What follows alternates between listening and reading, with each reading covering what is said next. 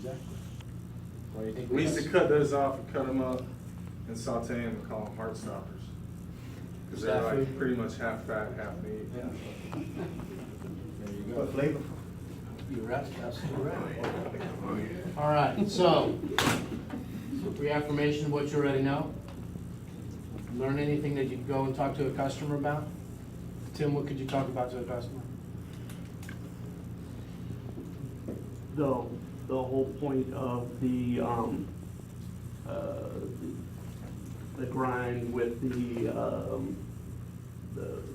It's the first time I've ever seen you speechless, bro. Come on, Well, cut it out. I didn't know about any of this, and the fact that if you don't grind it immediately, you're gonna lose your color and you'll not hit your temp.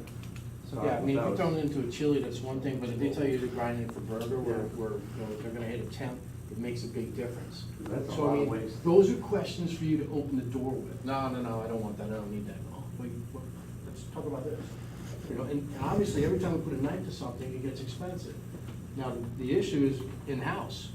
You know, I'm doing it, maybe I hit 45%. Maybe Cliff's gonna hit 60%.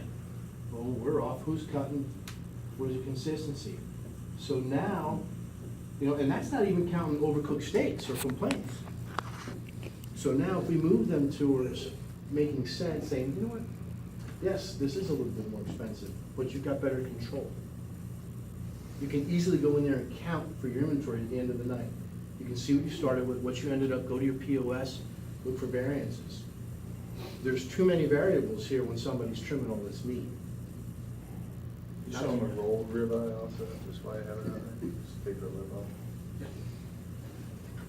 And the cowgirl is just, it's from the opposite end, so it's smaller, or is it? It's from the opposite end, and they'll just have the heart in there, just like, we won't have that whole kernel fat. And the spinalis is cut off. So there's your lip, again. All going, where's it going? Right? So there's your roll, okay? So what number is that one? Okay, so there's your roll. The back, we can. So people order that because it's basically steak ready. You can just get that rolled ribeye in, steak, steak, steak, steak, steak. You don't have to worry about taking off this lip and using that and losing that.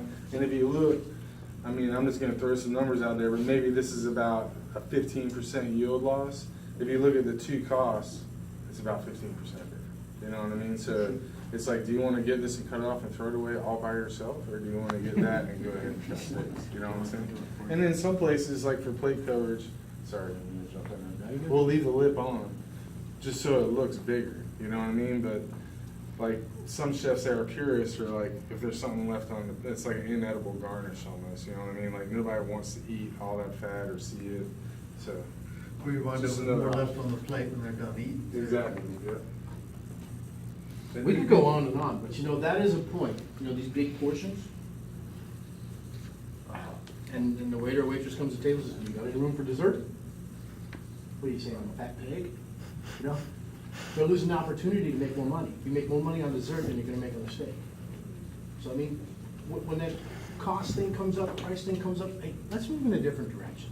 Let's talk about, you know, this sensible sized portion, and then talk about ways to make money somewhere else. How's the soapbox going now? Can I drop the mic? Drop the mic. Thank you. Questions? 15% more because the I was straps- throwing an No, arbitrary I- number out there, but it's probably, So you're paying more because it's been trimmed. exactly. Anytime you put a knife to something, the price goes up. It's like. You can throw say it it's- out one way or the other. But if you have a use for that and you can utilize it, then is it more cost effective to get the whole piece? Yeah, I mean, some people, I mean, we were talking about Without the having grinds the best earlier. wishes. Yeah. Some people like go through a ton of filet and say, I'm gonna grind my own beef, and then you're gonna have to add some fat to add to it to get the consistency right, so. I got a guy who does that, he'll cut the lip off and do it for fajitas. Mhm. But he spends like an hour and a half Seaming it out. doing it. He's not saving himself any money. No, that's when you start talking about labor costs. And that's when they all say, oh, I do it myself, you know better. I've got the guy on the No, but table okay, already. so you know what? No, but what else could you be doing? Could you be working with your staff and showing them how to save money and teaching them how to do this? So you can stand back and look at the big picture. That's a problem with chefs sometimes. They gotta be right in there. I gotta do it, nobody else can do it like I do. Well, you're a business person too. You're not a line cook. You've gotta step away, you've gotta lead the crowd, not walk with them.